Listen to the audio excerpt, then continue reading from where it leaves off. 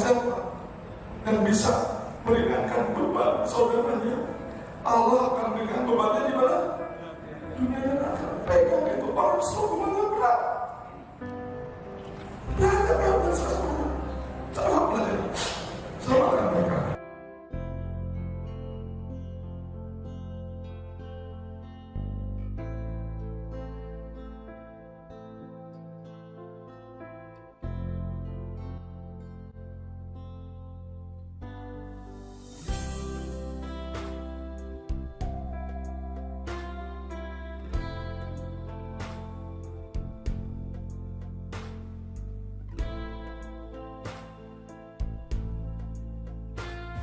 Saya juga sama, karena masa tahu sana terapkan kayak gitu.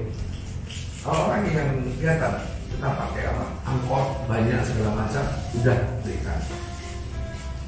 Ibu mau punya berapa? Kasih. Jadi di klinik saya ngasih tarif, tapi pantang kawan awal.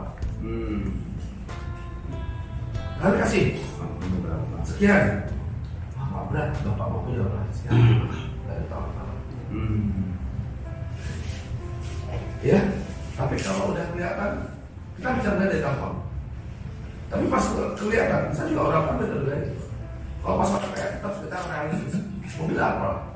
Penyakit yang lama sembuh, kita kasih akal. Saya bilang, ya, kita kasih. 1 juta dibandingkan mereka berobat Singapura mahal kan? Sekarang 1 juta murah kan? Murah. Bukan zolim.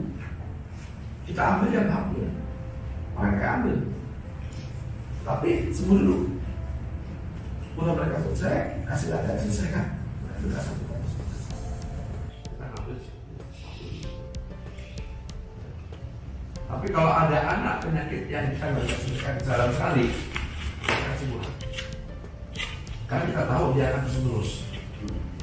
Anak autis jangan kasih mahal. Mereka nggak akan datang lagi. Seluruh vaksin itu kok nggak panjang. Jangan dikasih. Jadi yang kita selesaikan itu, ini udah selesai, misalnya tidak kasih PS, kasih mahal. Apa itu orang kaya? Ya. Nah kalau orang kaya sekali, kalau udah bisa segala macam, kasih rekening. Kasih nomor rekening. Siapa orang kaya kasih juta murah, kasih nomor rekening. Saya kan paham ya? Itu lo kira-kira. Nah bakso itu rusak. Sama kalau saya makan kalau ini waktu pas bakso selama masak jadi saya 2 tahun. Ya, jadi kalau saya ada masuk sini, ya, saya belajar 20 tahun.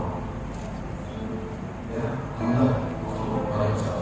saya kasih satu kata, katanya, saya kasih itu.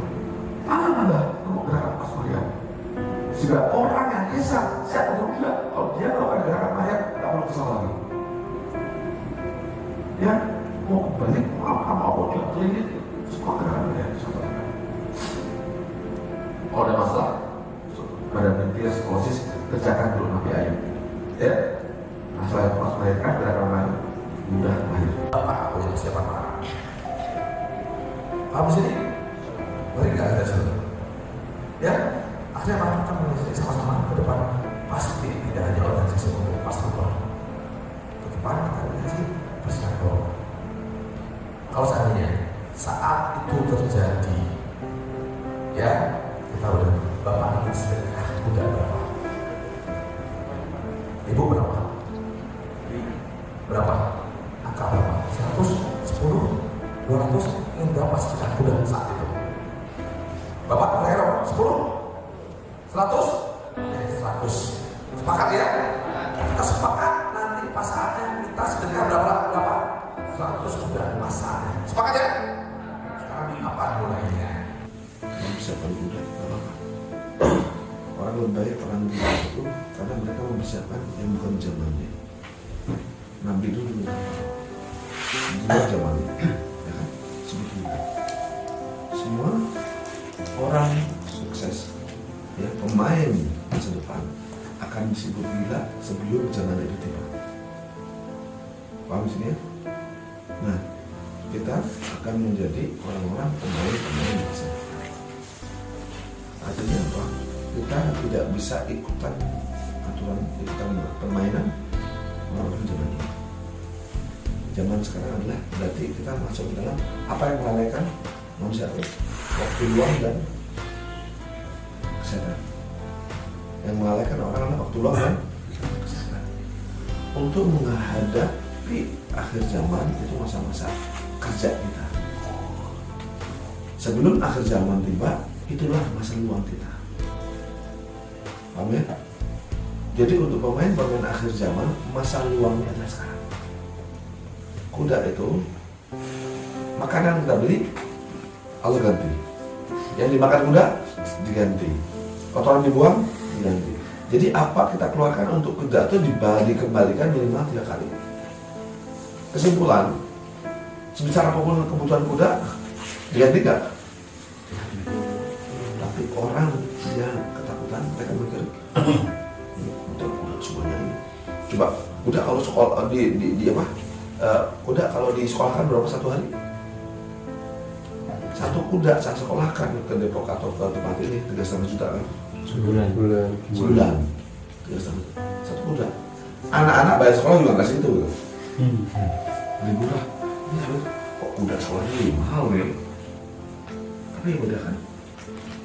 Jadi, wah kalau nggak punya kuda, kita punya uang 3,5 juta. Apa? Sisa dulu. Ternyata enggak.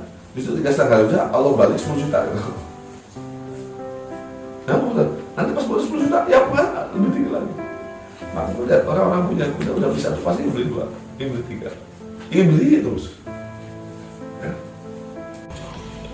Jelasnya, sehingga masalah riba itu harga mati. Ya, dan fokuskan lebih baik tidak punya apa-apa daripada masih terikat. Ya, jadi yang orang masih terikat pada riba, kebanyakan yang nggak ada tuh niat. Rasul dalam hadis mengatakan, siapa yang punya hutang dan tidak punya niat untuk membayarnya, Allah jamin, ya, dia akan tidak sampai kapanpun dia nggak bisa bayar. Jadi orang nggak bisa bayar karena apa? Ya, jadi nggak ada alasan untuk tidak bisa. Yang nggak ada pasti ya. Kalau kamu tahu ya Allah bilang gitu, ya udah kita ambil harga mati. Waktu saya juga usah pakai itu. Bismillah. Ya, karena kita buat yang betul, kita niat yang kuat, kita selesai cepat.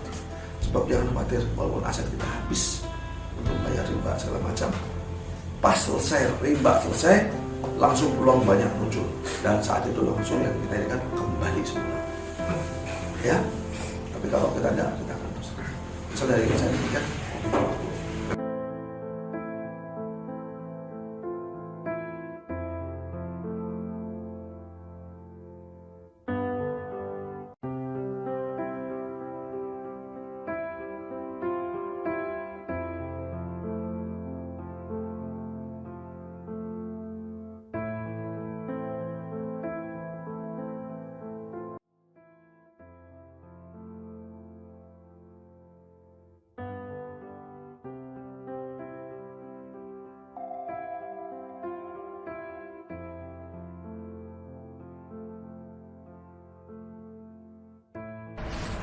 Siapa yang meringankan beban, sebenarnya Allah akan berikan bebannya di mana?